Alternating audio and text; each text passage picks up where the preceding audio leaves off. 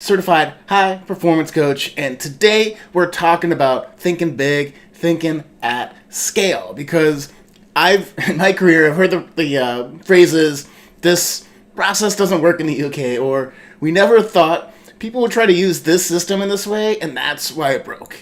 And these are two phrases of the same issue. It's a too narrow focus on the problem and not enough consideration of what happens if this grows, what happens if this persists over time, what happens as this gets bigger.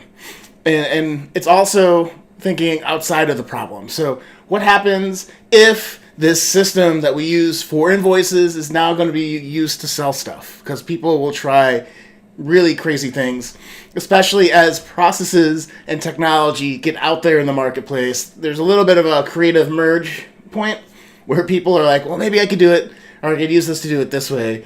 And that's when the weird things happen. So if you've ever been frustrated that something broke, something wasn't working the way that you wanted to, either in your business, a business process like the hiring, onboarding process is broke, or getting your invoices out to everyone, or you're working on a new project as a former software engineer, and you're trying to focus on this one specific problem, but the need of the business was not well defined, and so you keep solving these little problems, never solving the actual big picture issue.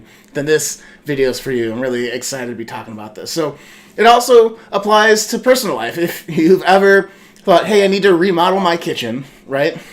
People do that, I guess, and not me, but so you're going to remodel your kitchen. It's going to take 6 months, and you get started, and you realize, oh, the kitchen's where I cook stuff, and so it's 6 months of, cooking on a camping stove outside, like you're camping, instead of inside like a civilized adult. So, something like that. That's where this idea of thinking more than the problem, considering all the things that could happen, especially over time, especially when we have assumptions that are not challenged, right? So if you've ever, again, felt frustrated or angry or anxious because something didn't turn out the way you did because you're so narrowly focused, then I have a couple of questions for you to keep in mind that helped me in my tech career. Because, I remember the first time I wrote a piece of software and turned it on early on in my career, and it was in not just the place where I was in Arkansas, it was the UK, it was Japan, it was, all over the world, like the States, all over the world. And to realize that, wow, there's a lot of things I didn't consider, thinking I was just in a building in the middle of the US, and that's where the code would operate. And there's a lot of growing pains, you fix something somewhere, it breaks somewhere else. Very, very frustrating. And the software engineers that are on understand what I'm talking about. So how do we future-proof our processes, our businesses, our systems, right? I think that's a really big question, and I can't cover that completely comprehensively, but I think some things to start off, as soon as you can in the process. If you're going to start a new project, a new business process, a new business itself, it's what happens if I put 10 times the amount of load on this function, right? So what happens if I increase my invoices by 10x right now? Is that going to change how the process that you have of managing it, or is it going to change the process of how the technology you use? Can it handle that? That kind of question. If there's 10 times as many employees being onboarded, how are you going to manage that process? How are you going to get everyone up to speed and ready to rock? In the same way, when you're managing a bunch of different communications, because the communication gets a lot more complicated the bigger you go and over the long term. The second question is, what happens if this process, if this piece of software runs forever? Who's going to maintain it? Who's going to operate the process on an ongoing basis? And how might that change what happens? And I know that sounds like a weird thing, but imagine, if you will, that, again, you're going to, you're a company of two, and you're going to hire someone, and so you have a quick onboarding, like, here's the systems, here's the passwords, here's what we got to do. It could be really scrappy and really quick. when you have to do that for 100 employees that have different functions in different areas and might have different accesses and different everything, right? It gets a lot more complicated. And if you're the only person that knows all the systems for each of the functions, that's going to be miserable, right? You're going to spend all your time doing admin stuff instead of working on your business, talking to people, getting sales, that kind of stuff. So it's really important to think, again, like, as this runs forever, am I going to be the only one that can administer it, or do I have to start getting people to be more self-sufficient or get other people trained on, so if you're on vacation, you can take vacation, you're not constantly having to phone home to the business.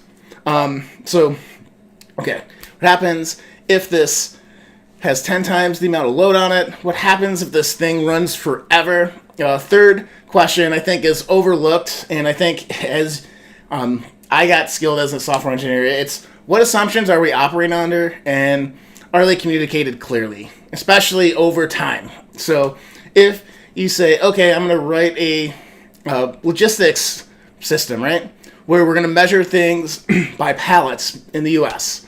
I'm not saying this really happened in my career. And then you're like, okay, we'll take this same system, because logistics is logistics, warehouses are warehouses, and we'll move it to the UK, but they have specific things that they need to count by weight, right? And it's not in pounds, it's in grams, because the US decides, to use the imperial system.